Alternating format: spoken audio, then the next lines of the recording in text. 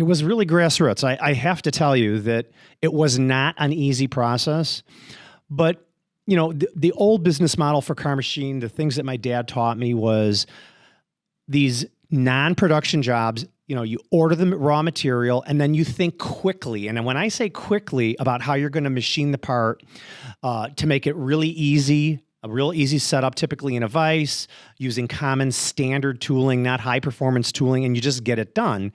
So old school ways is, here's a chunk of aluminum. It's 1 or 2 pieces. Here's the print. You go out to the machine. I would take magnets. I'd put the print right on the machine and I would start typing. Boom, boom, boom, boom, boom, boom, boom. Just really crude, get it done. That first program needed a lot of alterations, but we would get it done. We'd throw the part in a vise, take the edge finder, pick it up, and start cutting. No thought, no manufacturing planning about how we're going to make it better, because it's all about how you're going to get it done really quick, because you don't have a lot of time, right? So So most of the time's in the setup then. The setup is everything. It's all set up. Yep. So the new revised business model that we're adopting for production is, and there's a lot here and I want to take it slow. So quoting. So of course, that's the first step, right? Is quoting. How do you quote a production job? It's going to be different. It's going to be different. So I struggled, estimating production work for a long time. And I heard way too many times when we'd submit an estimate in large volume quantities, oh my God, your price is so high, blah, blah, blah. So I pushed my back and I'm like, what am I doing wrong? What do I need to learn? So, as a selfish plug for Proshop, Proshop has a lot of iterations within it and it's very granular. So I was able to streamline my estimating process in Proshop for production, because what it does is you can take a percentage of, if you're running a production job, the guy's not standing at the machine all day long. Right. So you can discount your labor then. Right. And just the run time, the setup time is going to be the same. Everything else except that time once the part's ready to go, you've proved it out and the part is running, and let's say the run time is 30 minutes. Keep it really easy.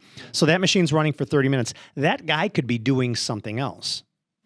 Exactly. So what I do is I take anywhere from 50 to 75% of the time and I allocate it to the job. That other 25% is free. So that reduces the cost of the piece. Mm-hmm. And when you have high volume, it's all about the each price, right? Right. So quoting is where I personally was getting hung up. But within your ERP, you have different adjustments that you can make. Totally. That's awesome. Very granular. So all of a sudden, the cost of the setup goes down significantly based on the more pieces. Well, because you're you amortizing the setup over 1,000 pieces, let's say. Yep. So, and then another really important element to doing a production job or even estimating is the manufacturing planning. And like I just said before, when you're doing 1 or 2 or 3 pieces, there's not really a lot of time to talk about how we're going to look at this job, what machine we're going to run it in, and what type of tooling, what kind of work holding. Those are all really important elements in that job. And every few minutes that you can shave off that runtime is going to be significant as it extrapolates down, right? Well, I always say you want to increase the overall cycle time and then decrease the cycle time per part. Right. Well, that you got a long cycle, but you're getting tons of parts out of it. Exactly. And then your guy can run 3 machines at once, maybe. Well, yes, hopefully that's it. But or your robot.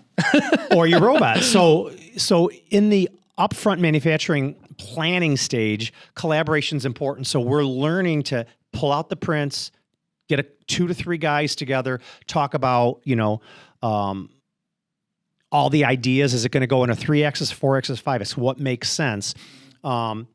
Why do you want to run it in that machine? What type of work holding? Are we going to use a vise? Are we going to use a fixture plate? Are we going to use a triagrail system? Are we going to call Nick to help us, build on the rock? Well, we just had a case like this where you got a good job and we had a solution for it.